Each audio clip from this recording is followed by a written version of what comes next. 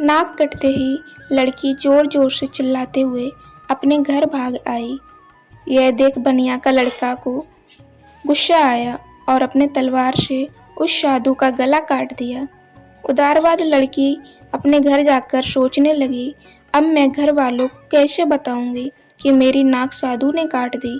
कुछ समय सोचने के बाद उसने राजा के लड़के को फंसाने के लिए सोचा और बरामदे में आकर जोर जोर से चिल्लाने लगी। तभी सभी लोग जग गए और पूछा कि यह कैसे हुआ। तो उसने बोला कि राजा के लड़के ने नाक काट दी। तभी सभी लोग राजा के लड़के को बंदी बना लिए। इधर बनिए का लड़का साधु को मारकर आ रहा था। तभी रास्ते में एक मंदिर दिखाई दिया तो वह उस मंदिर पर बैठ गया। कुछ समय बाद वहीं 4 चोर आए और मंदिर पर बैठकर कहने लगे कि हे देवी माँ, आज अगर हम लोग खूब सोना लूटे हैं, आज हम लोग राजा की लड़की का आपके स्थान पर बलि चढ़ाएंगे। यह कहकर वे 4 चोर चले गए। यह सुनकर बनिए का लड़का घबरा गया और मंदिर के अंदर जाकर छुप गया। तभी कुछ समय बाद वे चारों चोर राजा के लड़की को बंधक बनाकर लेकर आते हैं और उस मंदिर पर रुकते हैं और बोलते हैं, आज तो देवी माँ प्रसन्न हो जाएंगी। वे लोग एक चोर को कहते हैं, लेकर जा इसको अंदर और बलि चढ़ाकर आ। तो एक चोर उस लड़की को लेकर अंदर जाता है और जैसे ही वह लड़की को बलि चढ़ाने के लिए आगे बढ़ता है, तभी बनिए का लड़का उसका सर धड़ से अलग कर देता है और लड़की को एक किनारे छुपा देता है। देर हो जाने के बाद दूसरा चोर आता है तो उसको भी बनिए का लड़का मार देता है। ऐसे करके बारी बारी सबको मार देता है। उसके बाद लड़की को उसके घर छोड़ने जाता है। रास्ते में ही लड़की को उससे प्यार हो जाता है। तभी लड़की उसको शादी करने के लिए बोलती है, पर वह मना कर देता है। तो लड़की कहती है, शादी नहीं करोगे तो मैं तुमको फंसा दूंगी। लड़की अपने घर आने के बाद चिल्लाने लगती है कि इसने मुझे बंधक बनाकर मेरे साथ गलत करने की कोशिश कर रहा था। तभी राजा बनिए के लड़के को बंधक बनाकर अपने दरबार में उपस्थित होने की बात कहते हैं।